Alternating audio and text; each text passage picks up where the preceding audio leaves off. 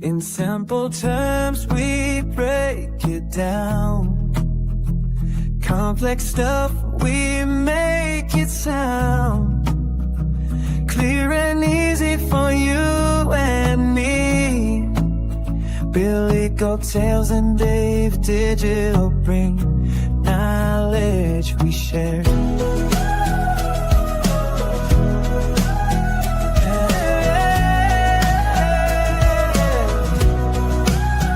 In simple terms, we're everywhere. We love you, fam. Hashtag givers gain.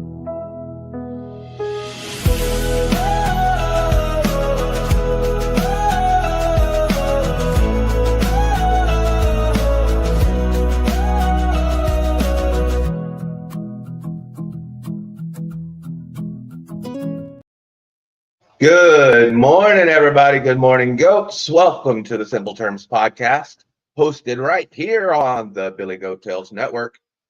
We appreciate you guys coming in on a Saturday morning. Today, we will be jumping into the Avalanche white paper, trying to figure out what these guys got going on. And it does appear that Avalanche has 4 different white papers, so I've loaded all 4 of those back up. I know some of you guys might be interested in the Ondo white paper, and funny thing happened. I went to load up the Ondo white paper, and there is no such thing. So there is no PDF version of the Ondo white paper. What they do is they host everything on their website. So they have basically a website white paper. So you would have to click several different links to find out or to get their white paper information. So it's kind of difficult, but I will try to figure out how to do it, and we will try to get the Ondo white paper on here.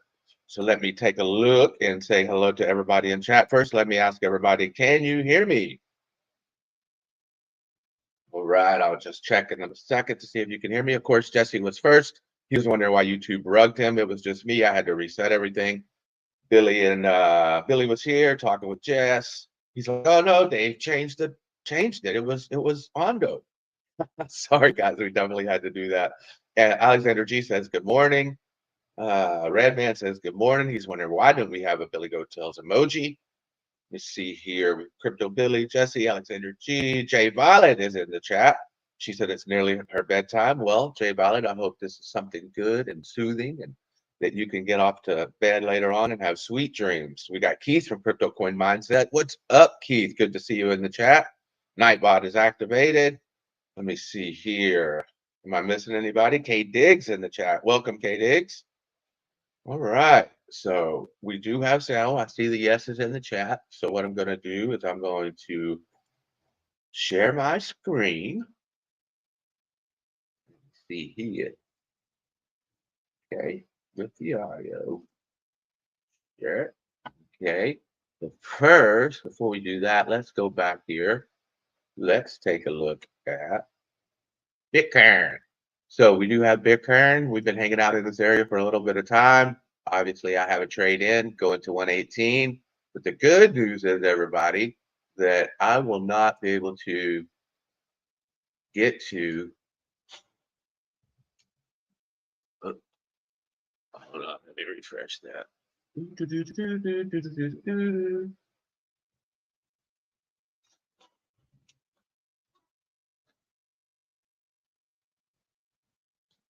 Go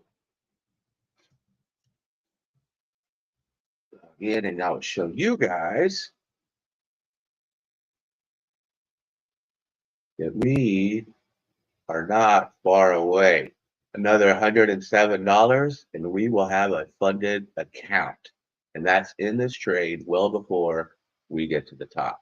So if we could just get Bitcoin to do its thing and get above 116, go towards the 117 part, that would be really good. I do have some good trades open right now. You can see I took a trade on Barachain that we're looking for 260. I took a trade on Crow. It was a cheeky trade, still in the red a little bit. Got my AVAX trade. We're just looking up here for 30. So this one's got me looking for 36. I think I have another one that's looking for 32. So we're getting close on that. Of course, I am in an ADA trade and a Zora trade. that part is down, but also have a bigger trade you see in the back. And then ADA, we're just looking for $1.07 on ADA. So now let's see if we've got sound on the podcast, if everybody's ready for the podcast. See if I got anybody else that jumped in the chat. I don't see anybody new. All right. So let's check, see if we have sound on the interactive podcast. Okay, sound check. Here we go.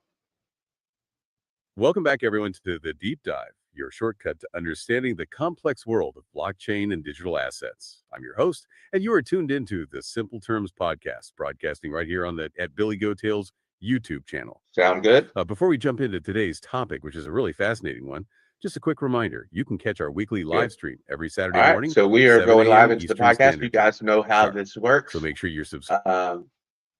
We will jump in. We will listen to what they have to say. If you have questions, just put them in the chat. When you put your questions in the chat, I will star those questions, and then I'll bring those questions up to the AI in just a little bit. So obviously, what we're here to learn something that we didn't know before. So let's get busy. I'm going to go ahead and let them know that this is a live podcast, and let them know to say hi to who is here. Tony Rosas, I see you showing up in the chat. Greg Nowak, I see you showing up in the chat. Good to see you all. All righty, so let's get going. Subscribed, hit that notification bell. You know the drill, so you don't miss any of our deep dives. And while you're clicking things, give us a follow. That's at David Digital on X and at Billy Goatles on both X and YouTube. All right, so today we're embarking on a pretty deep journey into the heart of a platform that's really making waves, Avalanche. We're going to dissect a stack of its foundational white papers. We'll be looking at its architecture, its pretty revolutionary consensus mechanism. Oh, hey there, how can we help? Good morning. Good morning. This is Dave Digital, and we are on the Simple Terms podcast. We are live right now on YouTube and on X. I would like to say good morning to you, and I would like for you to say good morning to our chat. We've had Jesse show up in the chat. Jesse, good luck. Crypto Billy 111, the founder of Billy Hotels. We have Alexander G, the mod queen. We have Redman, also on the Billy Hotels team. We have, let me see here, Jay Violet, and she is in Australia, about to go to bed. We have Crypto Coin Mindset, who is Keith, also another great channel, supporter of the family. Let's see, we have Kate Diggity, and we have Redman, we said that. We have Tony Rosas, and we have Greg Nowak. I would like for you to say hi to them, and then I would like for you to jump right on into the podcast. Great to see you guys this morning. Good morning, Dave. What a fantastic way to start the show. Absolutely. Good morning, everyone in the chat. Jesse, Crypto Billy 11, Alexander G, Redman, Jay Violet in Australia, Keith from Crypto Coin Mindset, Kate Diggity, Tony Rosses, Greg Nowak. It's wonderful to have all of you here, bright and early, or late in Australia. Thank you so much for joining us and making our morning. And for those about to go to bed, sweet dreams. We appreciate you tuning in.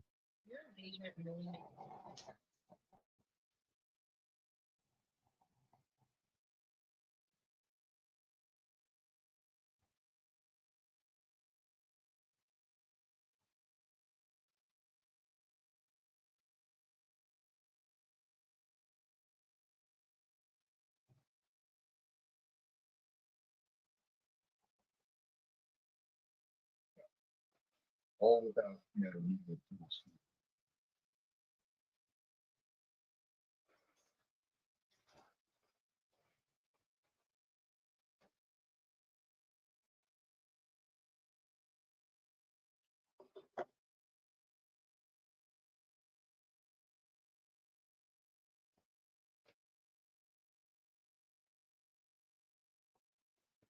All righty, I see you guys saying that the audio was gone, so we'll remove it. We'll add it back up. Remove it. Stop sharing it.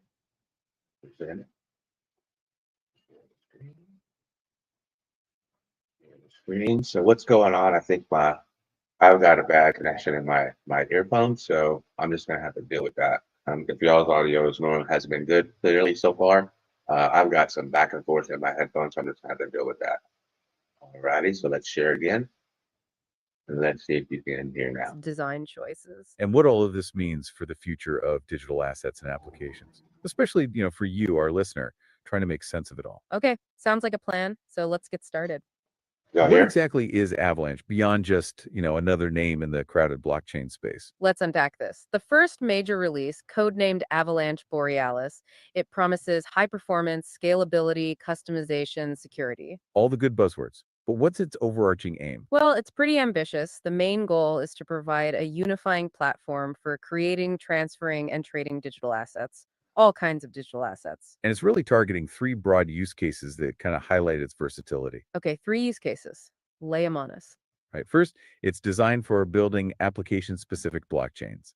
And this covers both permissioned, think private controlled access, and permissionless, public deployments. So you could build a private chain for your company or an open one for like a global community. Got it. Private or public chains? What's number two? Second, it's for building and launching highly scalable and decentralized applications, or dApps.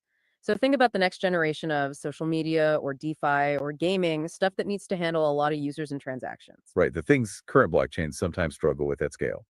And the third, And third, it allows for creating arbitrarily complex digital assets. They call them smart assets. These come complete with custom rules, covenants, writers. basically assets with built-in logic and conditions. Think programmable money or programmable stocks, that kind of thing. Okay, that's quite a scope. So building specific chains, building scalable apps, and creating complex smart assets. Now, you mentioned some core properties earlier. What makes Avalanche supposedly different right from the foundation? Yeah, from its very foundation, Avalanche is engineered with several core properties that really do set it apart. First, and this is critical, it's scalable. We're talking massive scalability, robustness, efficiency. They envision it supporting potentially hundreds of millions of internet connected devices. And this translates to ensuring incredibly low latencies and very high transactions per second, TPS. You know, how many operations the network can handle every second? It's built for load. Hundreds of millions of devices. So built to handle like internet scale traffic, not just a small crypto niche. That's a huge aspiration. It absolutely is. Second, it's designed to be profoundly secure. It offers strong safety guarantees engineered to resist up to a certain threshold of attackers. And then beyond that threshold, the idea is it degrades gracefully rather than just collapsing entirely. Degrades gracefully. What does that mean in practice? It means it might slow down or pause processing new transactions. Liveness might be affected, but it won't allow invalid transactions or double spends. Safety is maintained. What's particularly noteworthy is they describe it as the first permissionless system to provide such robust security, even upholding safety, though maybe not liveness beyond a 51% attack threshold. Wait, beyond 51%. That's a big claim because in Bitcoin, for instance, 51% is kind of the game over number, right? Traditionally, yes. So this offers a potentially stronger foundation of trust, even against very powerful adversaries. It's a significant architectural difference. Okay, wow. That's a huge deal for security. What else? Third, it's designed to be deeply decentralized. Avalanche aims for, well, unprecedented decentralization through multiple client implementations and, crucially, no centralized control. It fundamentally tries to avoid those distinctions between miners, developers, users, aiming for a more egalitarian participation model where everyone can potentially validate directly. So no gatekeepers, no single points of failure or control, trying to stay true to that core crypto ethos, even at scale. That's the goal. Fourth, it's governable and democratic. The AVAX token, the native token, empowers holders to participate directly in validation and governance. So you can influence key financial parameters, the system's evolution. It's about collective ownership and direction built into the protocol. Okay, governance baked in. And the last one, And finally, it's designed to be highly interoperable and flexible. It's intended as a kind of universal infrastructure, supporting a multitude of blockchains, different digital assets. it uses AVAX for security across these and as a coordinative account.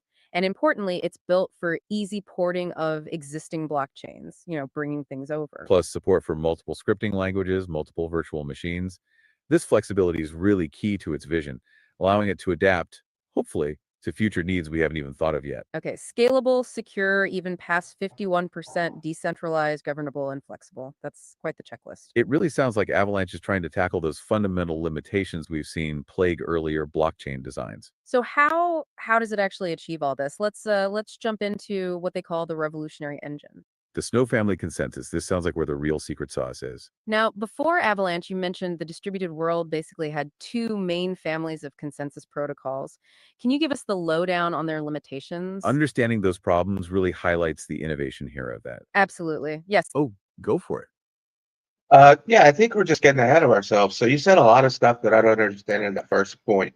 So you said that it's Avalanche is covering, or it's preparing to take care of blockchain and all the different protocols that are available, bridging things together. But you also said that it has real world value, but I don't seem to understand where Avalanche fits in. From what I understood, Avalanche was a gaming token.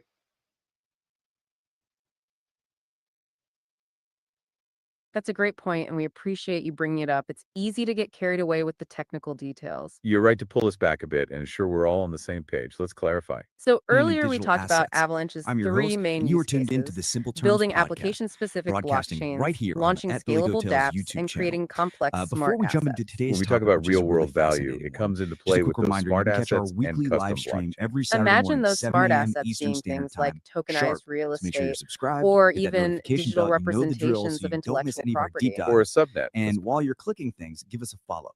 That's at Dave Digital on X and at Billy Goatels on both X I'm and not sure YouTube. why we have a double Right.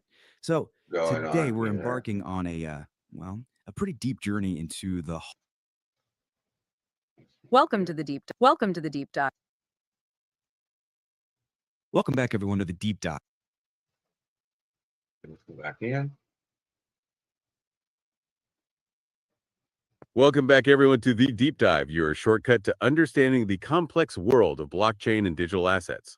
I'm Is your the host, sound and you are tuned into the Simple Terms podcast, broadcasting right here on the at Billy Goatels YouTube channel.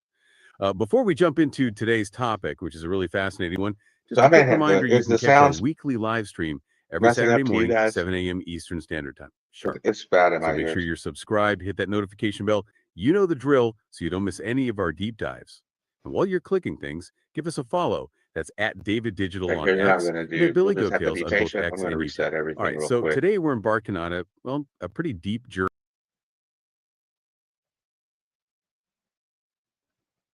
Just give me 1 second, guys. While I do that, I'm gonna reset everything, including my sound. So we'll just have to start over. Forgive me. Sometimes technology just doesn't work like we want it to work. So, but it is what it is. So let's get it all fixed, and we'll start right back in. Let me double check here, see if I can get in on that.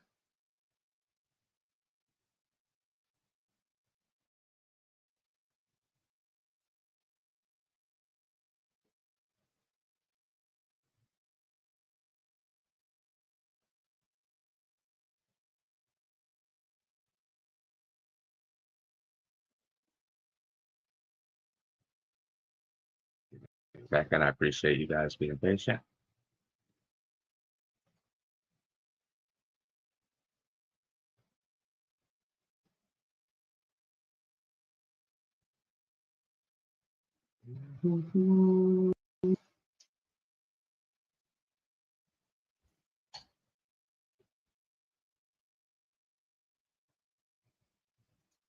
But we are live, so sometimes this just happens. Let me see here. Connect. Come on.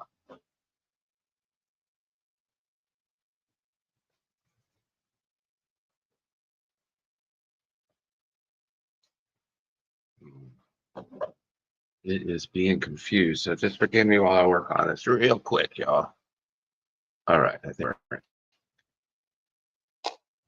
All right, and then I'll reset here. Okay, we are reset there. Go to interactive. Stop sharing. Presenter invite. Appreciate you guys' patience. Share the screen. Got it. Share. Okay. Let's go forward. Welcome back, everyone, to the Deep Dive, your shortcut to understanding the complex world of blockchain and digital assets. I'm I've your got host, good and sound. you Do are y'all have tuned good into sound? the Simple Terms podcast, broadcasting right here on the at Billy Goatels YouTube channel.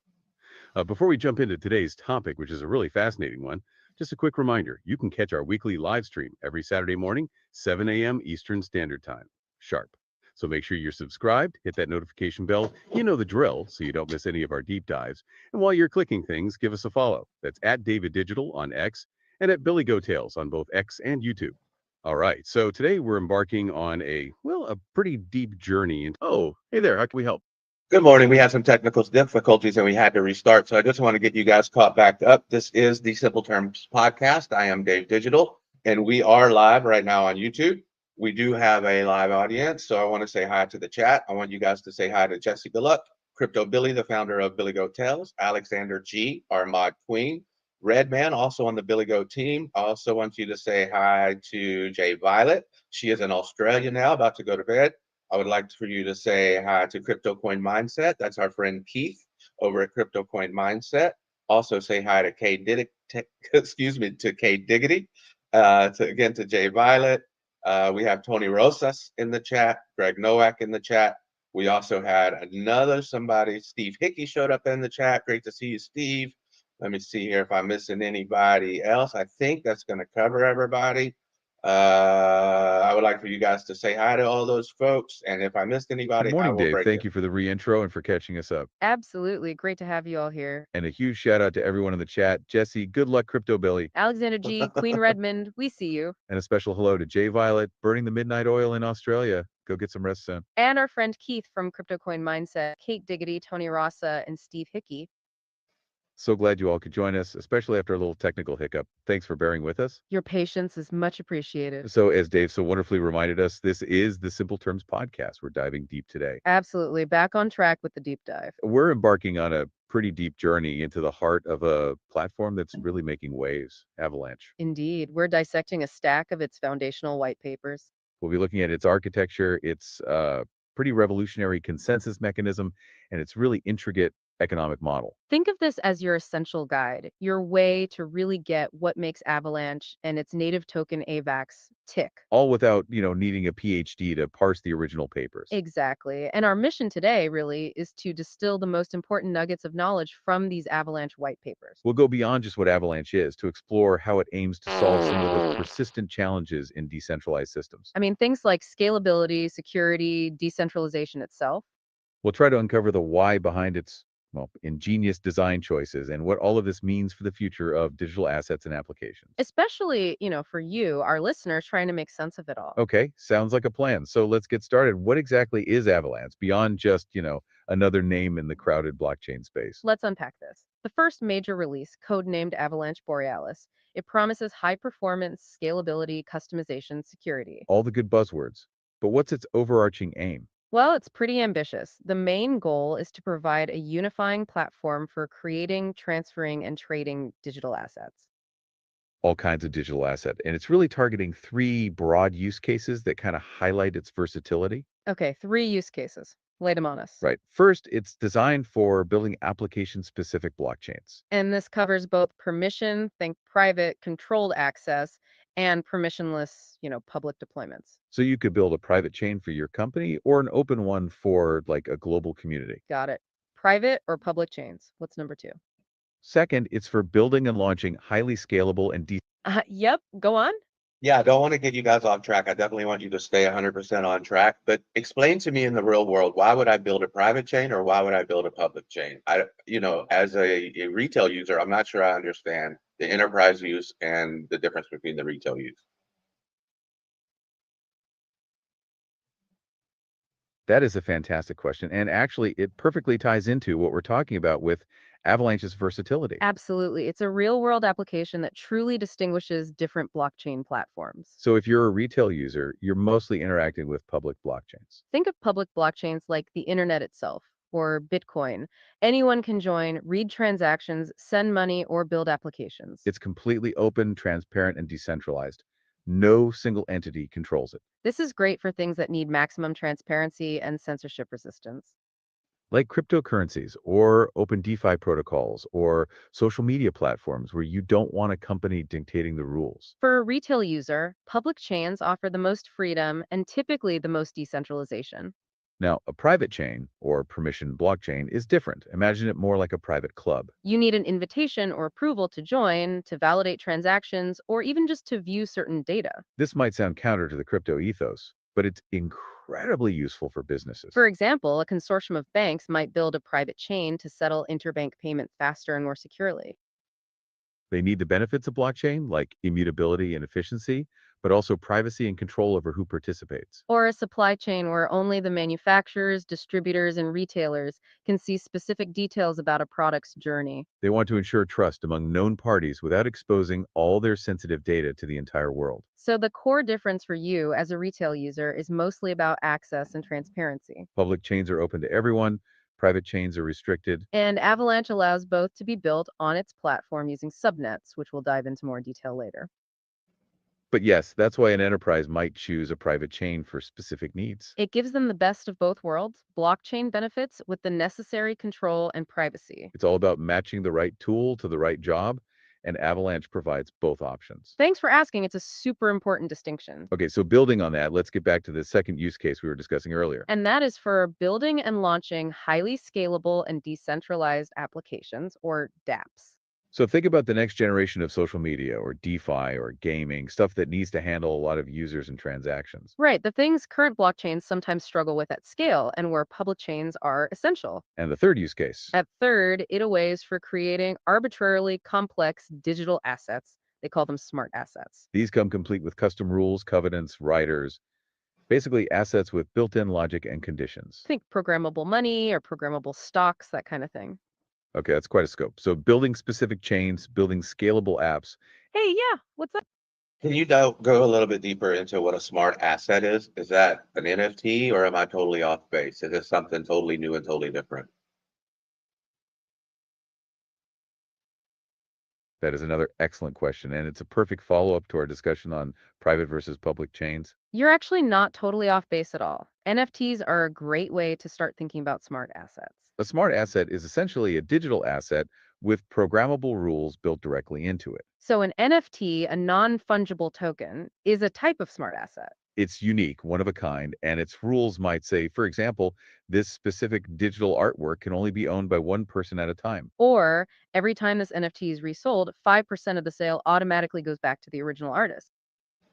That automatic royalty payment, that's a rule built right into the asset itself. But smart assets can be much broader than just unique art or collectibles, like many NFTs are today. They can be fungible, meaning interchangeable, like a dollar bill is, Imagine a smart stock that automatically pays dividends to its holders every quarter. or a smart bond that matures and self-liquidates on a specific date, returning principal and interest. Or a smart ticket that only allows entry to an event once and then becomes invalid.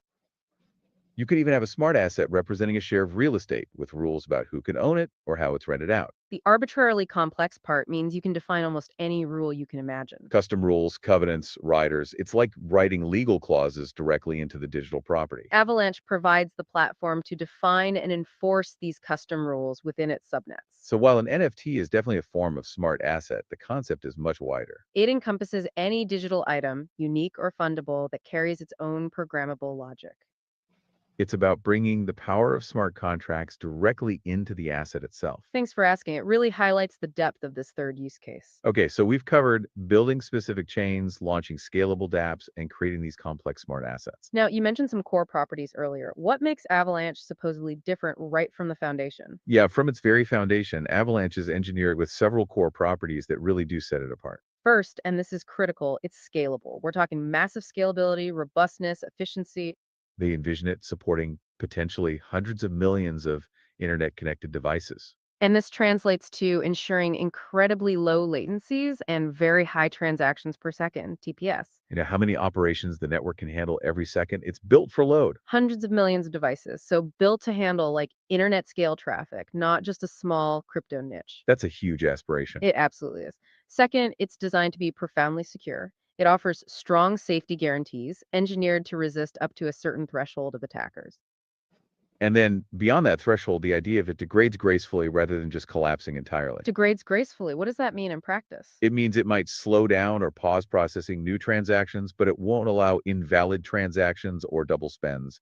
Safety is maintained. What's particularly noteworthy is they describe it as the first permissionless system to provide such robust security, even upholding safety, though maybe not liveness beyond a 51% attack threshold. Wait, beyond 51%, that's a big claim because in Bitcoin, for instance, 51% is kind of the game over number, right? Traditionally, yes. So this offers a potentially stronger foundation of trust, even against very powerful adversaries. It's a significant architectural difference. Okay, wow. That's a huge deal for security. What else? Third, it's designed to be deeply decentralized. Oh, yeah. Go on. And you just compared Avalanche and Bitcoin. So you said that Avalanche can be stronger than Bitcoin due to its ability to withstand a larger attack than 51%. But isn't Avalanche a much smaller asset, so they could achieve what they need with a lot less resources than what it would take to hack a Bitcoin? That is a brilliant question. It gets right to the heart of the practical security differences. Absolutely. It highlights a critical distinction between theoretical robustness and real-world attack vectors. You're absolutely right that Avalanche is a newer, smaller ecosystem compared to Bitcoin. And yes, the amount of resources required to launch a 51% attack on Bitcoin is astronomically high. It would involve controlling a massive amount of specialized mining hardware. For Avalanche, while it might theoretically take less to acquire 51% of the staked AVAX compared to Bitcoin's hash power, the nature of the attack is different. Avalanche's design means that even if an attacker gains over 51% of the stake, the system doesn't immediately fail. It's designed to maintain safety, meaning no invalid transactions, even if liveness, the ability to process new transactions, is temporarily affected. So instead of a catastrophic failure, it degrades gracefully, as we mentioned earlier. The white paper explicitly states it can uphold safety guarantees even when the attacker exceeds 51%. This is a property not present in Nakamoto consensus, where 51% control means the attacker can dictate the chain. So while the financial cost to gain influence might be different, Avalanche's protocol offers a different kind of resilience.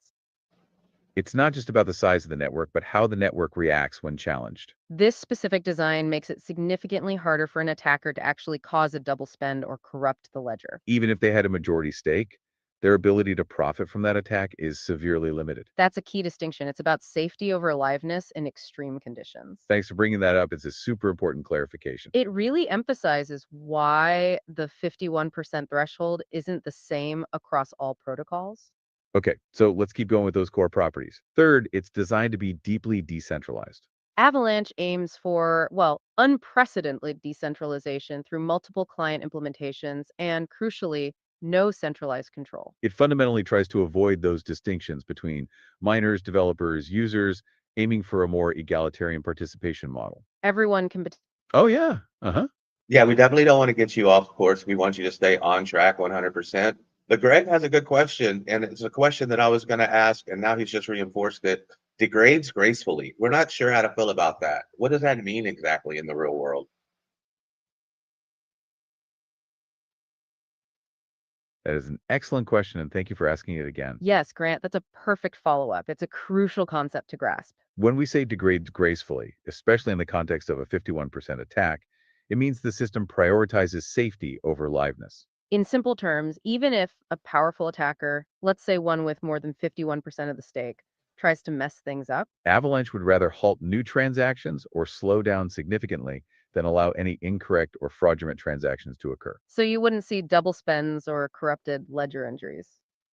Think of it like a safety shutoff. If there's too much pressure or too much risk, the system might pause. It ensures the integrity of the existing data, even if it temporarily sacrifices the ability to process new data. The network might slow down or even stop confirming new transactions. But the transactions that are already finalized remain valid and unchangeable. And crucially, the attacker can't use their majority to, say, reverse your earlier coffee purchase. They can't profit from the invalid transactions. This makes the attack very expensive for them with little to no payoff. So it's not a total collapse where everything breaks. It's more of a pause or a slowdown to maintain accuracy. It's a design choice that really prioritizes the safety of your funds above all else, even if it means some temporary inconvenience. It's the protocol saying, I'd rather do nothing than do something wrong. And as we discussed with a comparison to Bitcoin, this is a distinct approach to security. Where Bitcoin's 51% attack could lead to a reordering or reversal of transactions. So it's a critical difference in how Avalanche handles extreme adversarial conditions. Thanks for circling back on that. It's a super important point. Okay, so picking up where we left off, everyone can potentially validate directly, which ties into what we just discussed about participation. It's about collective ownership and direction built into the protocol, giving you a voice. Okay, governance baked in. And the last one. And finally, it's designed to be highly interoperable and flexible. It's intended as a kind of universal infrastructure. Supporting a multitude of blockchains, different digital assets, it uses AVAX for security across these and as a unit of account. And importantly, it's built for easy porting of existing blockchains, bringing things over. Plus support for multiple scripting languages, multiple virtual machines. This flexibility is really key to its vision. Allowing it to adapt, hopefully, to future needs we haven't even thought of yet. Okay, scalable, secure, even past 51%, as we just explored, decentralized, governable, and flexible. That's quite the checklist. It really sounds like Avalanche is trying to tackle those fundamental limitations we've seen plague earlier blockchain designs. So how does it actually achieve all this? Let's jump into what they back to our listener. What's Yeah, up? definitely keep your spot there. And we're going to jump back in as soon as I have this question from Jesse. Good luck. So Jesse is one of our friends out of the Netherlands, and he recently broke his hip. I think he has somewhere around 8 to 9 weeks left in his healing. But he has a question, and I'm going to try to read it, and you can see if you can understand what he means. He said, AVAX Foundation eyes 1 billion raised to set up DATS, DATS, Chainlink UBS to automate tokenized fund ops. Is this going to make Avalanche even bigger? First off, Jesse, we're really sorry to hear about your hip. That sounds incredibly challenging, and we wish you a speedy recovery. Yeah, hang in there, Jesse. 8 or 9 weeks will fly by, and we appreciate you tuning in even while you're recovering. And that's a fantastic, very insightful question, especially coming from a real world scenario like that. You're touching on something critical that really highlights Avalanche's interoperability and enterprise potential. When you talk about the Avalanche Foundation, Chainlink, and UBS automating tokenized fund hops, You're essentially describing a major real-world application of private subnets and smart assets that we just discussed. UBS, a major financial institution, collaborating with Avalanche and Chainlink for tokenized funds. This could very well involve building a permissioned subnet, a private chain on Avalanche. That private chain would run specific virtual machines for managing these tokenized funds. It would have custom rules for who can participate, who can validate, and how these tokenized funds move. And Chainlink, as an Oracle network, would provide the crucial real-world data feeds. Like asset prices or compliance information directly to that Avalanche-based financial system. To automate those fund hops, as you called them, efficiently and securely. This directly leverages Avalanche's ability to host specific chains and create complex smart assets. Those tokenized funds are essentially smart assets themselves, with built-in logic for their distribution and management. Is this going to make Avalanche even bigger? Well, successful enterprise adoption, especially by institutions like UBS, is a huge validator for the platform. It demonstrates that Avalanche isn't just for crypto native applications. It can meet the stringent requirements of traditional finance, which is a massive market. If big players start using Avalanche for their operations, it absolutely boosts its credibility, its usage, and its ecosystem. It's a strong signal for wider adoption and could definitely contribute to its growth. Thanks for bringing that up, Jesse. It's a perfect example of these concepts in action. Really ties into the why of Avalanche's design choices. And again, get well soon. We're thinking of you out there. Okay, so picking up where we left off, how does Avalanche achieve all this? We're jumping into what they call the revolutionary engine. The Snow family consensus? This sounds like where the real secret sauce is. Now, before Avalanche, you mentioned the distributed world basically had two main families of consensus protocols. Can you give us the lowdown on their limitations? Understanding those problems really highlights the innovation here, I think. Absolutely. Yeah, setting the stage is crucial. So, on one side, you had classical consensus protocols. Think of systems like PBFT, practical Byzantine fault tolerance. These protocols, they fundamentally rely on all-to-all communication. Every participant kind of needs to talk to every other participant to agree on something. All-to-all. That sounds inefficient, especially if you have a lot of people. Exactly. Whilst they offer low latency, high throughput in small groups, their flaw is they just don't scale well. The communication overhead grows quadratically. It becomes unmanageable really fast. Plus, they're not great with dynamic membership nodes joining and leaving. So this usually relegated them to permissioned, mostly static settings. Think like a small group of known banks, for example, for a private chain, just like what Jesse was asking about. Right, okay. Great for a closed club, but not for a global open network where anyone can join or leave.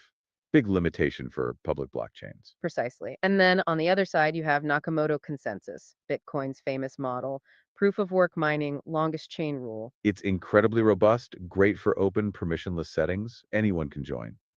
But it has its own significant drawbacks. Yeah, we hear about those a lot. Slow transaction times. Right. High confirmation latencies, minutes, sometimes hours for real finality. Very low throughput, maybe 3 to 7 transactions per second for Bitcoin. And of course, the huge energy cost for security. It's like a constant leak of value out of the ecosystem just to keep it secure. Plus, as we discussed earlier, that 51% vulnerability. If one entity gets over half the mining power, they could potentially break the network's guarantees. So one family, fast but closed and doesn't scale openly. The other, open and robust but slow, energy hungry, and has that 51% issue. Sounds like a tough choice for developers. What was the core trade-off? Yeah, the trade-off was basically performance versus true decentralization and open security. Classical prioritized performance for known groups, sacrificing openness. Oh, yeah, uh-huh. Yeah, definitely keep your place here because this is a great podcast, and I really appreciate you guys going into the deep dive. But you've mentioned twice that it's truly decentralized. At least from what I've heard in the crypto space, Cardano claims to be the only truly decentralized chain. Is that correct?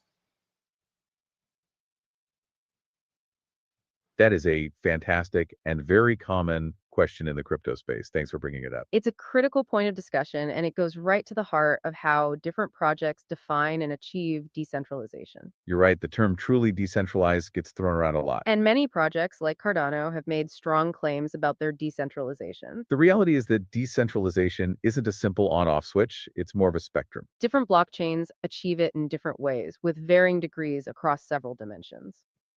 For example, there's decentralization of validation, meaning how many independent entities confirm transactions. Then there's decentralization of governance, which means who gets to make decisions about the protocol's future. And even decentralization of development, meaning how many different teams are building the core software. When Avalanche talks about unprecedented decentralization, it's emphasizing a few specific aspects. First, the goal of multiple client implementations. This means not just one software team building the validator nodes. If there are several independent versions, a bug in one won't bring down the whole network. Second, their design tries to avoid a distinction between miners, developers, and users. In many systems, these groups have different incentives and often lead to power imbalances. Avalanche aims for everyone to be able to participate in validation and governance directly. With their proof of stake model designed for low minimums and strong incentives for long-term staking. This theoretically allows a wider base of participation than, say, Bitcoin's proof of work, which requires specialized hardware. So while Cardano has its own robust claims and mechanisms for decentralization, particularly with its Ouroboros consensus protocol, Avalanche is approaching it from a different angle, focusing on broad, direct participation. And the Snow family consensus, which we're about to dive into, is key to this. It enables that scale without sacrificing decentralization. Oh, go for it. That was a great answer. I really appreciate that. And I just want to welcome a couple more people that has joined into chat. We have JR, that's Jay first name, ARR last name. JR has joined us in chat. And we also have Randy, and Randy loves Litecoin. He says Litecoin is the right coin. If you'll say good morning to them and then continue right where you are. That's wonderful to hear, and thank you for the kind words. And a huge welcome to JRR and Randy, the Litecoin enthusiast. Good morning to you both. So glad you could join us today. We appreciate all of you tuning in, truly. And Randy, we love the passion for Litecoin. Every coin has its dedicated community. Yeah, it really highlights the diversity and enthusiasm in the crypto space. Litecoin has certainly played a significant role in crypto history. For sure. But for now, we're going to keep our focus on Avalanche. So we were just discussing Avalanche's approach to decentralization. It enables that scale without sacrificing decentralization, which is often a trade-off. So it's less about who is the only one and more about how does each project uniquely contribute to the ideal of decentralization. And why their specific design choices help them move further along that spectrum. Thanks for asking that. It really grounds our conversation in the real challenges of blockchain design. Okay, so picking up where we left off, the traditional trade-off was performance versus true decentralization and open security. Classical protocols prioritized performance for known groups, sacrificing openness. Nakamoto prioritized openness and robustness, sacrificing speed and efficiency. Avalanche's Snow family, it really tries to bridge this gap to get the best of both. And what's fascinating is how it tries to combine these properties without inheriting all the downsides. The Snow family include Avalanche, Snowman, Frosty. It introduces a fundamentally different way to reach consensus. The key innovation here is using lightweight network sample. Lightweight network sampling. Okay, break that down. Not all-to-all communication. Exactly. Unlike those older methods, Snow protocols get agreement through repeated lightweight sampling. Each node doesn't need to know or talk to every other node. Instead, it just pulls a small, constant-sized, randomly chosen set of its neighbors. So, like taking a quick survey of a few random people nearby instead of shouting across a stadium, How does that lead to agreement? That's a great analogy. Imagine that stadium, everyone deciding between pizza and tacos. Instead of yelling, you ask 5 random people near you. If, say, 4 out of 5 say pizza, you start leaning towards pizza yourself. You repeat this, asking different random groups. Pretty soon, through these rapid local chats, the whole stadium starts converging on one choice. Even though no one spoke to everyone. And here's the crucial bit. If a node samples its neighbors and finds a supermajority supports a different transaction or value than it currently prefers, the node switches its own proposal. To align with that supermajority, this repeats rapidly, independently across all nodes until the whole network converges. It's a probabilistic approach. Quite elegant, really. Okay, probabilistic meaning it's not guaranteed 100% on the first try, but it gets there very, very quickly through repetition. Precisely. And it gets there with very high probability, extremely quickly. So let's take that double spend example. A user sends money for coffee, then tries to send the same money somewhere else. Every validator node starts sampling. It asks a few random neighbors, which transaction did you see first, or which do you prefer? If a node gets back a strong majority saying coffee transaction is the one, it leans towards that. It tells others this in subsequent samples. This preference propagates through the network via these random polls until, very fast, consensus locks in on the coffee purchase, rejecting the double spend. Okay, that random sampling approach, it sounds almost too simple for these big problems like scalability and security. How does it translate into those properties you listed earlier? Are there any hidden complexities or potential weaknesses? Well, the elegance is part of its strength, but yes, it's underpinned by some sophisticated probability and network dynamics. First, let's talk permissionless operation, trend, and robustness. Because nodes don't need full membership lists, just random samples, the system works even if nodes have slightly different views of who's online. This makes it great for public chains where nodes join and leave freely. That's churn. Classical protocols hate churn because they need everyone to know everyone. That's a security risk in open networks. Right, so it handles a dynamic open network much better. But couldn't an attacker try to manipulate those random samples, like try to get sampled more often or feed bad info? That's a valid concern. But the randomness, the repetition, and the supermajority requirement make it tough. An attacker needs to consistently influence a supermajority of samples across many nodes, round after round. It's statistically very hard for a minority attacker to overcome the honest majority's collective sampling power. Second, scalability and decentralization. A core feature is scaling to potentially tens of thousands, even millions of nodes. Without needing delegation or subcommittees, every node can fully validate. So no creating smaller groups that could become points of centralization or risk, like cartels forming or shards being weak links. Everyone stays a full participant. This is part of that deeper decentralization we just discussed and why it's so important to Avalanche's vision. They actually perform better when the attacker is small, but they remain highly resilient even under large attacks. They degrade gracefully, remember, a concept we've thoroughly explored. Fourth, asynchronously safe. This is huge. Snow doesn't need perfect network timing or synchronicity to be safe. It prevents double spends even if parts of the network get temporarily disconnected. Unlike Bitcoin, where a network split could lead to temporary forks and reverse transactions once they reconnect. Precisely. With Avalanche, once a transaction is finalized by the consensus, it stays finalized. Much more reliable for things like payments. Fifth, low latency and quick finality. This is where it gets really impressive. Snow typically finalizes transactions in under a second, often around 0.3 seconds in tests. Under a second, compared to minutes or hour. Yeah, it's a massive difference, way faster than Bitcoin, Ethereum, even other faster chains like Algorand or Cosmos in many cases. This makes it genuinely usable for point of sale payments or fast trading. And finally, high throughput. They can hit thousands of TPS. The white papers mention 5,000 plus TPS while keeping full decentralization. And crucially, these weren't just lab tests. They hit these numbers like over 6,900 TPS on a real network of 2,000 nodes spread across the globe on AWS. Minimal drop off. Wow, so it actually holds. Oh, yeah, uh-huh. Yeah, so a couple things. Definitely don't lose your place here. We really appreciate how the podcast is going. But we had a couple more people join the chat. We had Harp, Randy A, which is a different Randy, and we had Joe from Trade Intuition. Funny thing about Joe is he doesn't believe that the POC or the VWAP acts as a magnet. And so one of his emojis that we love to have in the chat is a magnet because many of us do believe that the POC and the VWAP acts as a magnet.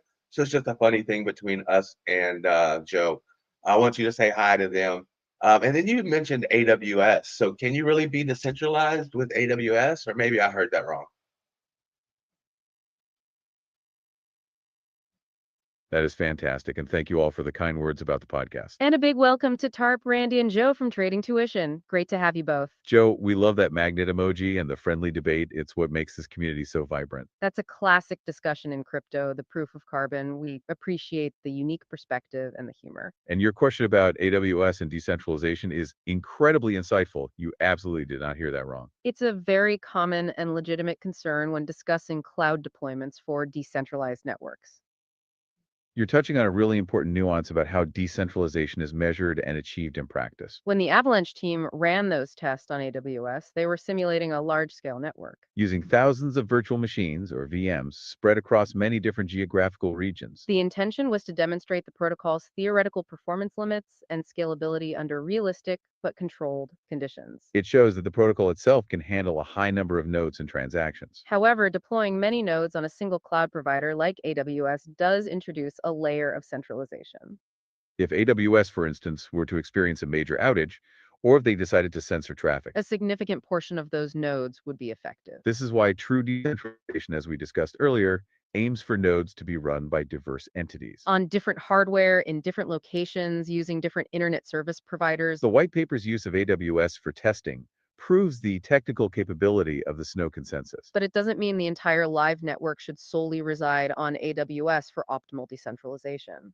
For a fully decentralized, robust system, you want a global distribution of independent validators. Running their nodes in data centers they control, or with a variety of cloud providers. So it's a step in proving the technical potential, but the goal is always broader independent adoption. Thanks for bringing that up. It highlights the difference between lab testing and real-world decentralized operation. It's a critical point for ensuring the long-term resilience of any blockchain. Okay, so picking up where we left off, the Avalanche protocol itself actually holds up at scale in a realistic deployment. That's often where systems falter, but as we saw, 6900 TPS is way higher than most chains. It's significantly higher than Bitcoin's 3 to 7, Ethereum's 1630, even faster than chains like Algorand at 874 or Cosmos in many cases. It's up there with theoretical numbers from others, but demonstrated on a large, live-ish network. And this ties into the low latency. Most transactions confirmed in about 0.3 seconds. Median latency, 206 milliseconds. Even spread across 20 major cities globally, the median was only 1.35 seconds. Sub-second, often. That's a world away from waiting minutes or hours for confirmation. Huge for interactive apps, payments, trading. Absolutely. It's a game changer for user experience. Interestingly, they found the main bottleneck wasn't even the consensus itself. It was cryptographic signature verification. When they turned off signature checks in tests, throughput jumped 2.6 times higher. This suggests the core Snow mechanism is even faster, and future crypto hardware or algorithm improvements could unlock more speed. So the limit right now is verifying the math, not the agreement process itself. That's actually pretty encouraging for future potential. And how did it handle bad actors? They tested resilience to misbehaving clients. Even with 25% of transactions being rogue, like double spends, latency only increased slightly. And throughput just decreased proportionally. It didn't give attackers leverage to destabilize the whole system. The network just processed fewer valid transactions while handling the junk, rather than grinding to a halt or breaking. Okay, so the takeaway from the labs: empirically fast, scales well, very low latency, and resilient to attacks. That's a strong case. Now, you mentioned the Snow family. The papers talk about an evolution: Slush, Snowflake, Snowball. Can you walk us through that? How did they build up to this? Right. Understanding the evolution helps grasp the core ideas. It starts with Slush. This is the foundational sort of memoryless protocol. It's crash fault tolerant, meaning it handles nodes just dying or disconnecting. Nodes only remember their current preference, their color, between rounds. It converges fast, but it's not strongly resistant to malicious or Byzantine adversaries. It's too easily swayed if someone is actively trying to disrupt it. So Slush is like the basic polling idea, fast but naive. Kind of, yeah. A good starting point, but not secure enough for the real world. So building on that, you get Snowflake. Snowflake introduces Byzantine fault tolerance by adding a simple conviction counter to each node. Conviction counter, like how sure the node is about its current preference. Exactly. It tracks how many consecutive times a node has sampled a supermajority for its current preferred color or transaction. A node only really accepts or commits to a decision once this counter hits a certain threshold. Let's call it beta. This makes it much harder for an attacker to keep flipping the network's opinion back and forth, preventing consensus.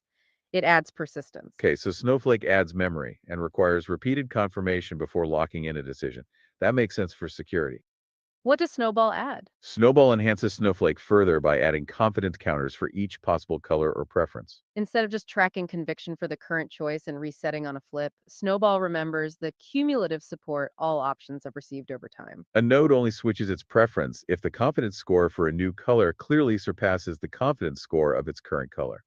So it's not just am I convinced about this one, but how strong is the evidence for this one compared to the historical evidence for the others? Makes it even harder to manipulate with temporary fluctuations. Precisely. It provides stronger security by making random noise in the samples less impactful. Decisions are based on more robust long-term trends in the sampling. Snowball is the core consensus engine used in Avalanche. That's a really clever progression. Slush, snowflake, snowball, adding layers of memory and confidence. Now, another layer here, Avalanche specifically uses multiple Snowball instances running on a directed acyclic graph, a DAG. What does adding the DAG structure bring to the table? Yeah, the DAG is a crucial part of the Avalanche implementation, adding both efficiency and security on top of Snowball.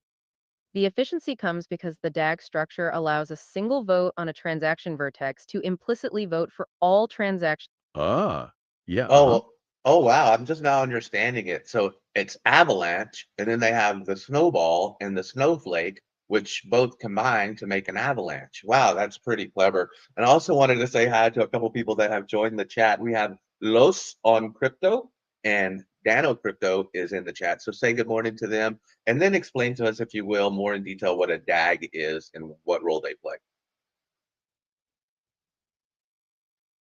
That's a fantastic observation. You've really connected the dots there with the naming. Exactly. It's a very clever play on words and a great way to remember the progression of the protocols. And yes, the combination of Sludge, Snowflake, and Snowball culminates in the power of Avalanche. Good morning to Lawson Crypto and Daniel Crypto. We're thrilled you're here. Your question about the DAG is also perfect, as it's the next layer we were about to dive into. So a DAG stands for Directed Acyclic Graph. Think of it like a family tree, but for transactions.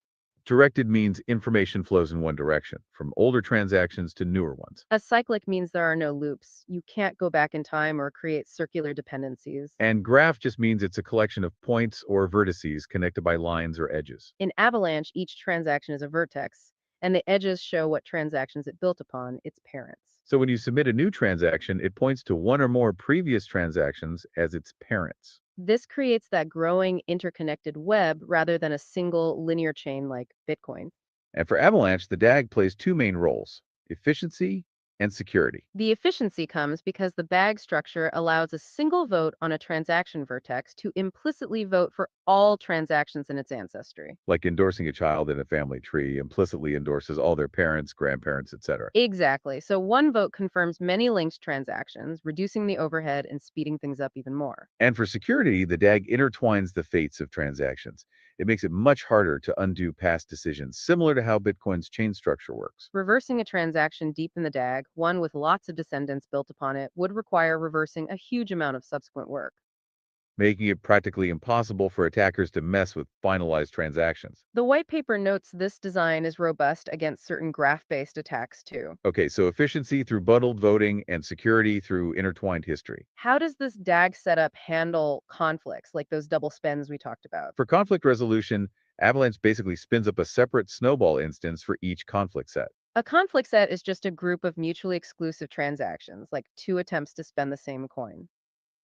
Confidence for a specific transaction in that conflict set is built not just from direct votes, but from its progeny, all its descendants in the DAG. A transaction gets a chip, like a strong vote, if it and its entire ancestry are strongly preferred by the sampled nodes. Subsequent valid transactions building on top reinforce its confidence. This cumulative confidence channeled through the DAG and snowball ensures the network rapidly converges on just one transaction in the conflict set. Starving the others of confidence. That's a really neat interplay between the snowball voting and the DAG structure. Okay, the white papers also hit us with some performance numbers from their evaluations.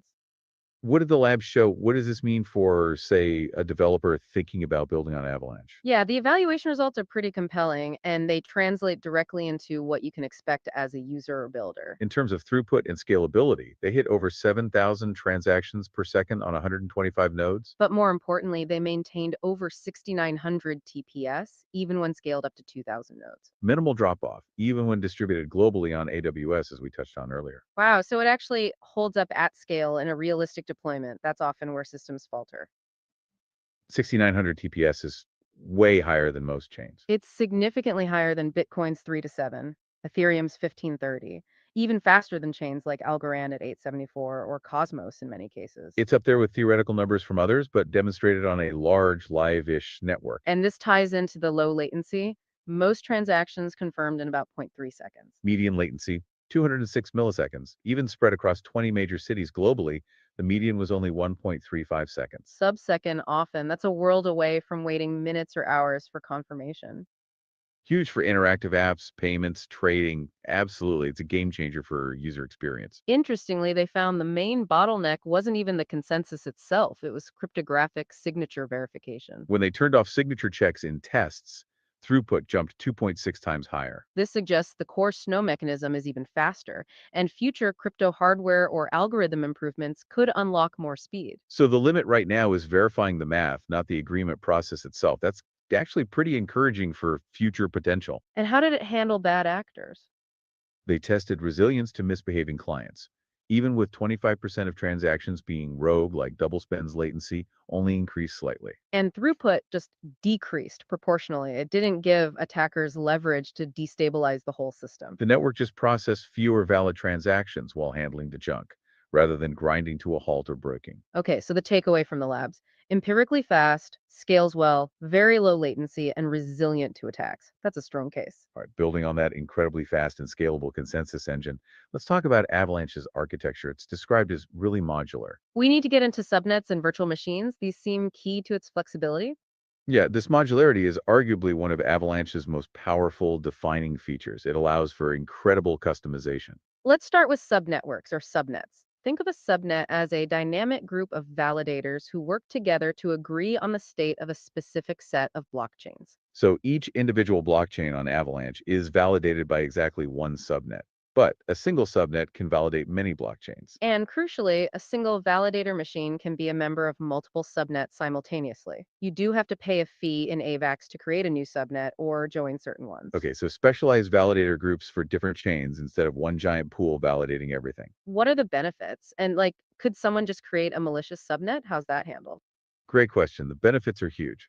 First, customization and specialization. Subnets can set their own rules for who can be a validator. Maybe you need validators in a specific country for legal compliance. Or maybe they need specific hardware. Or maybe they need to sign a real world contract. Subnets allow this fine grained control. Ah, so you could build like a regulatory compliant subnet for finance, running alongside a totally open, permissionless one for gaming. Exactly. This opens doors for institutional use cases like the private chains we discussed earlier, even relating to Jesse's question about UBS. Second, huge efficiency gains. If a validator doesn't care about the chains in Subnet X, they just don't join Subnet X. They don't waste resources processing its transactions. Compare that to systems where every validator has to process every transaction on the main network, much less overhead. Now, about malicious subnets, anyone can create one, sure, but its security and value depend entirely on who chooses to validate it. Why would reputable validators who have staked their own AVAX join a subnet designed for scams? Users also wouldn't trust or use a subnet validated by unknown or shady validators. The incentive is to secure valuable, trusted subnets. Okay, so the security comes from the collective stake and reputation of the validators choosing to join that specific subnet. Makes sense.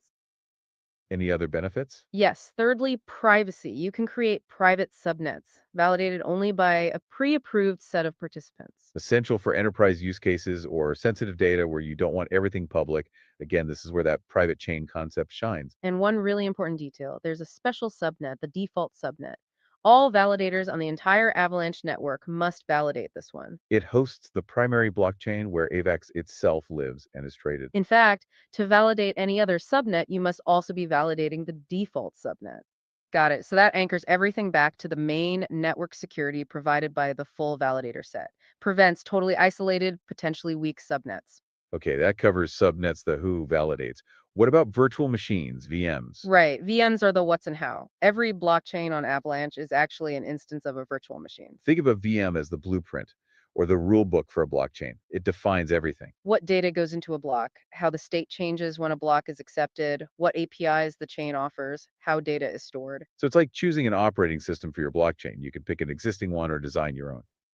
Exactly. Huge flexibility for developers. Use a pre-built VM like the one that runs Ethereum smart contracts, the EVM, or code a completely new one from scratch for a specific purpose. Multiple independent blockchains can run the same VM blueprint but maintain their own separate states. For smart contracts, Avalanche supports standard Solidity contracts via the EVM right out of the box. But the architecture allows much more. They envision things like off-chain execution, parallel processing of non-conflicting contracts, maybe even improved languages like Solidity++. Plus, you could spin up a subnet running a totally different VM, like one for battle smart contracts used in finance, or one based on WSM, WebAssembly. It's incredibly adaptable. Okay, subnets define the validators, VMs define the rules of the chain. That's a very clean, powerful separation. Allows for immense customization. But switching gears slightly, how does this open, flexible platform prevent Sybil attacks? Someone creating millions of fake identities to overwhelm the network or gain undue influence, especially with all these subnets. Yeah, Sybil resistance is fundamental. Avalanche tackles this using proof of stake, POS, as its core mechanism. They explicitly chose POS because it's described as green, no massive energy waste, like proof of work, accessible, and open. It avoids the centralizing pressures and environmental issues of PW mining. Right. So instead of proving you did computational work, you prove you have a stake in the system by locking up AVAX, skin in the game, as they say. Exactly that. Participants, validators, stake AVAX. They lock up coins for a chosen duration, minimum 2 weeks by default. This creates a direct economic incentive for good behavior. If you act maliciously, you risk, well, not quite your stake directly in the same way as some chains. Here's a key difference. Stake AVAX and Avalanche is not at risk of slashing just because your node had a software bug or your internet went down. Wait, no slashing for operational failures? That's unusual. Most POPs chains have slashing penalties. It's a very specific design choice. Your stake is always returned when the staking period ends, regardless of uptime or minor faults. Slashing might only occur for proven malicious actions like double spending. This is intended to promote predictability and lower the barrier to entry. Huh, that's a big deal. Less risk might mean more willingness to participate, boosting decentralization, as we talked about. But doesn't pose inherently risk power concentrating with the largest stakers over time? How do they address that? That's the classic POS concern, and they aim to mitigate it through features promoting democratic participation. Your influence and records are tied to how much you stake and for how long. But the minimum stake amount is governable, intended to be set low initially, default 2000 AVAX, so smaller holders can participate directly without needing delegation pools. Plus, staking for longer durations is incentivized with higher rewards. This encourages long term commitment. And potentially diversifies the power structure beyond just the largest, maybe shorter. Oh, yeah, let's hear it. So we're familiar with delegation pools because we just recently did the Cardano white paper. Can you tell me the benefits versus the cons for having the delegation and not having it? I heard you just mention that. That is an excellent question, and it directly relates to our earlier discussion about decentralization and accessibility. It's fantastic that our Cardano deep dive gave you that context. It definitely helps here. So, on Cardano, you're familiar with delegation pools, where smaller holders can delegate their stake to a pool operator. This allows them to earn rewards without running their own validator node. It's great for passive participation. The main benefit of delegation for users is ease of entry. You don't need technical expertise, dedicated hardware, or constant uptime. You can still contribute to network security and earn rewards, even with a small amount of tokens. For the network, it can boost overall participation, which in turn enhances decentralization by having more stake contributing. Now, the cons. The primary concern with delegation is the potential for centralization of power. If too many people delegate to a few large pools, those pool operators gain significant influence over the network. This can create what some call middlemen or points of control that go against the spirit of decentralization. It also means the delegator isn't directly validating, so they're relying on the pool operator's honesty and performance. Now, in Avalanche, as we just mentioned, the design aims to largely avoid the need for delegation pools. The white paper explicitly states delegation is not required to participate with a small allocation. The benefit of this no delegation required approach is direct participation and greater individual control. Every node operator, regardless of stake size beyond the minimum, has a first-hand say in the system at all times. This minimizes the risk of pool operators consolidating power, promoting a more egalitarian distribution of influence. It fosters deeper decentralization by encouraging more individual validator nodes rather than fewer larger pools. The trade-off, however, is that it places more responsibility on individual users. If you want to earn staking rewards, you typically need to run your own validator node. This means managing hardware, ensuring uptime, and handling any technical requirements. So while it offers more direct participation and potentially less centralization risk, it might be less convenient for some. Avalanche's goal is to make that direct participation as accessible as possible. By keeping minimum stake amounts governable and aiming for low values. So it's a different philosophical approach to achieving decentralization and broad participation. Both delegation and direct participation have their pros and cons. Avalanche just leans heavily into direct individual validation to mitigate those centralization risks from delegation. Thanks again for the excellent question. It really clarifies a key design choice. So short-term holders. Okay, so low minimums and rewards for longer commitment. Try to keep it accessible. Now, what about the AVAX token itself? How does its whole economic model work? The tokenomics and governance. Right, the AVAX token economy is quite sophisticated. First, it has a capped supply. Hard cap of 720 million tokens. 360 million were available at launch, but here's the twist. It has a dynamic monetary policy. Unlike systems where new coins are minted at a fixed rate, Avalanche's minting rate for staking rewards is governable. Governable minting rate. So the community decides how quickly the remaining supply is issued. Up to that cap. Exactly. The community, through governance, acts like a decentralized central bank, They can adjust the minting rate to balance incentives. making staking more or less attractive versus, say, spending AVAX on fees to use services. It's designed to react to economic conditions. That's fascinating. A capped supply, but with adaptable issuance. What about fees? You mentioned fees earlier. Yeah, and this is another unique aspect. All transaction fees on Avalanche are burned. Completely removed from circulation. They are not paid to validators. Several key economic levers are governable parameters decided by AVAX holder votes. Things like the minimum staking amount, default 2K AVAX. The minimum and maximum staking durations, default 2 weeks, 52 weeks. Even the minting rate function itself. The community can tweak the formula that determines staking rewards. Deciding how fast the cap is approached. You could even theoretically vote to make it uncapped or deflationary eventually. And of course, the overall fee structure across different transaction types is also governable. That's a lot of control given to token holders. Which is great for decentralization, but couldn't it lead to chaos if parameters change constantly? Wild swings in policy. That's a real risk, and they built in a mechanism called hysteresis in governance to prevent that. Think of it like inertia. Parameters can't be changed drastically or flipped back and forth too quickly. After a recent change, there are cooldown periods and limits on the magnitude of changes. These constraints relax over time, allowing for long-term adaptation, but providing short-term stability. And predictability. It stops knee-jerk reactions. Hysteresis, like a shock absorber for governance. Smart. Okay, last piece on economics, the transaction economy. How are fees calculated and how do they handle spam? Right, it's not just a flat fee. They use tiered fees and a sliding scale. Creating a new subnet, like a private chain for an enterprise, costs more than a simple AVAX payment. For example, And importantly, fees aren't set by the person sending the transaction in an auction. like Ethereum's gas market. Instead, there's a globally verifiable formula. Fees automatically increase based on network congestion. And are recalculated periodically. More predictable. So the network itself sets the price based on demand, not users bidding against each other. That could smooth out those crazy fee spikes we see elsewhere. That's the goal. They also plan for frequency limited transactions in the future. Like cloud computing tiers, maybe you get a certain number of free or low-cost transactions per period. If you hold AVAX, then fees kick in. Or maybe even a small local proof of work requirement. And that local PW is also part of spam management. Even if base transaction fees are very low, every transaction requires solving a tiny local POW puzzle. The difficulty of this puzzle starts super low but increases automatically for keys that are sending tons of transactions very rapidly. This, combined with fee burning, makes large-scale spam attacks economically painful for the spammer. Even if individual fees are tiny, A tiny bit of work that becomes a big hurdle if you try to send millions of junk transactions. clever combo with the burning. Okay, that's a really comprehensive look at Avalanche's core tech and economics. Absolutely. And building on that foundation, this flexible, Oh yeah, let's hear it. Yeah, one thing I want to ask you guys before we start to wrap it up. So Avalanche came out, and I want you to compare Avalanche to its top competitors. And by competitors, I mean people that it wants to or has taken market share from. That is an excellent question and a perfect way to tie everything together before we wrap up. Absolutely. It's crucial to understand where Avalanche positions itself in the broader blockchain landscape.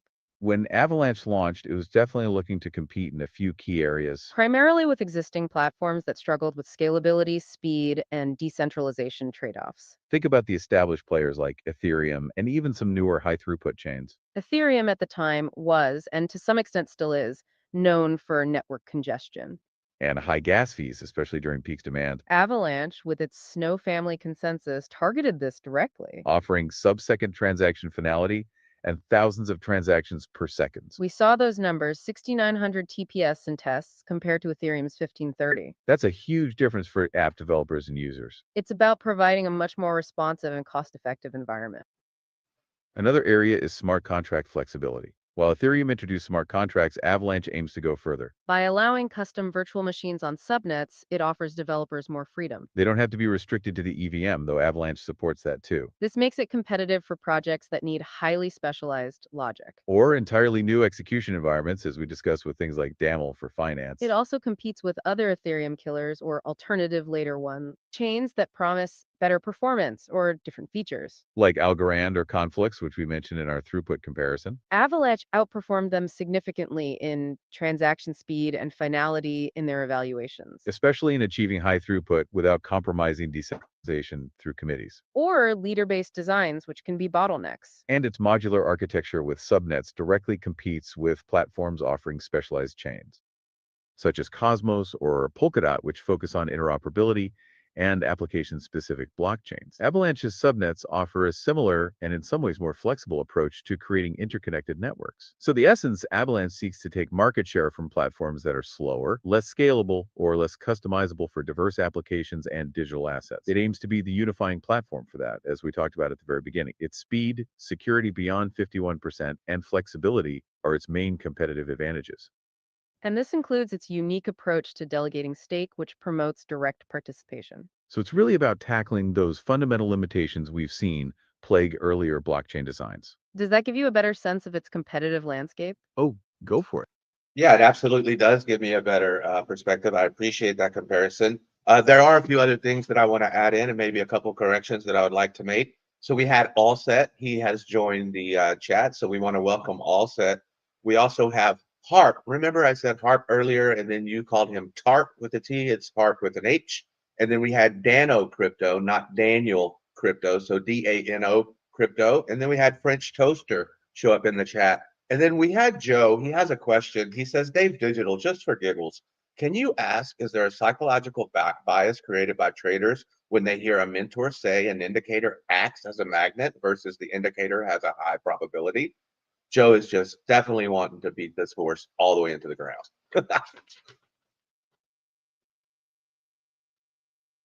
Thank you so much for those corrections and for the wonderful introductions to our new listeners. Yeah, apologies for mixing up the names there. We really appreciate you keeping us straight. A warm welcome to Elset, Harp, Dano Crypto, and French Toaster.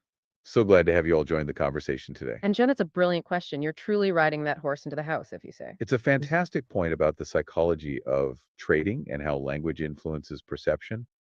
The term magnet implies a certain inevitability, a pull that will happen. It paints a very vivid, almost physical picture of price action. Whereas high probability is more statistical, more nuanced. It suggests the likelihood, but also acknowledges the possibility of other outcomes.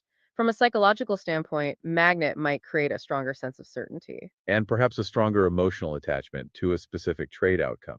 This could lead to a confirmation bias where traders only look for evidence supporting the magnet idea. And it might make them less likely to consider alternative scenarios. While high probability encourages a more analytical, risk-aware mindset. It emphasizes that trading is about managing probabilities, not guarantees. So yes, there absolutely could be a psychological bias created by that kind of language. It's a great example of how subtle word choices can impact decision-making in financial markets.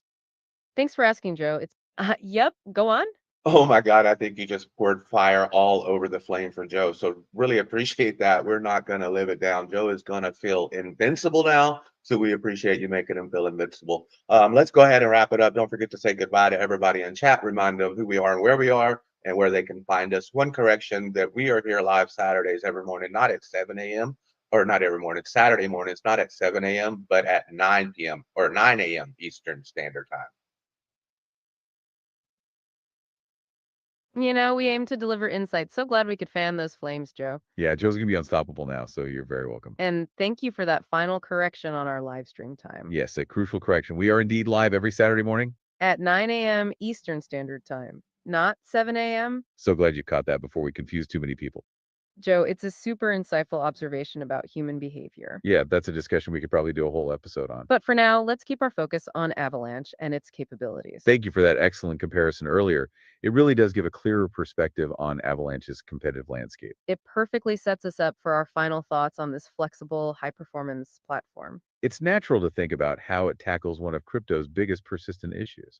which is the core problem that stablecoins try to address. Right, volatility. The whole reason they exist is because regular crypto assets swing wildly in price. Exactly. And this volatility makes it hard to use Bitcoin or Ether for everyday payments. Or as a reliable store of value sometimes. Correct. Stability is key for the basic functions of money. Store of value, unit of account, medium of exchange. Crypto often struggles there. Stablecoins try to bridge that gap. And it's not a small niche anymore. It's an exploding market. Well, it looks like we're just about out of time for today's deep dive. Thank you all for joining us, especially our amazing chat participants. Jesse, good luck. Billy, Alex G, Queen Redmond, Jay Violet, Keith, Kate Diggity. Tony Ronsa, Steve Hickey, JRR, Randy Harp, Dano Crypto, French Toaster. And of course, Joe from Trading Tuition with his magnet. We really appreciate all your questions, comments, and insights. They truly make these podcasts interactive and valuable. This has been The Deep Dive, brought to you by the Simple Terms Podcast. You can find us right here on the Billy Goat Tales YouTube channel. Don't forget to subscribe, hit that notification bell. And catch our weekly live stream every Saturday morning at 9 a.m. Eastern Standard Time. And give us a follow on X at David Digital and at Billy Goat Tales. Join us next week as we continue to unpack the world of blockchain. Until then, stay curious, stay informed, and we'll see you next time. All righty, everybody. Well, that was the Avalanche white paper right here on the Simple Terms podcast. I appreciate everybody being here this morning. I appreciate you, Trading Tuition. I appreciate you, Joe. I appreciate you, Harp, French Toaster, All Set. Everybody that's been in here, JR, aka Junior, Billy, Harp, French Toaster. I think that's just Jesse. Let me see. We had Jay Violet. We had Crypto Billy, Alexander G. I appreciate everybody who came in this morning. I appreciate also that you shared the stream out if you found it educational or fun. And we look forward to seeing you guys tomorrow on the Billy Goat Tales show up the live stream tomorrow as we go live. What is it, 5 p.m. EST tomorrow? So we look forward to it. I appreciate you guys. And until next week, keep it simple. Love you guys. Talk to you later.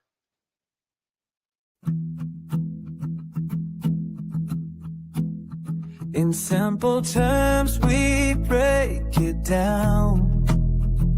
Complex stuff, we make it sound clear and easy for you and me.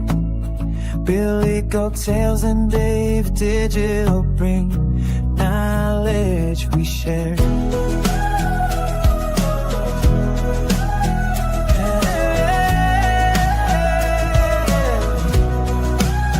In simple terms, we're everywhere. We love you, fam. Hashtag givers gain.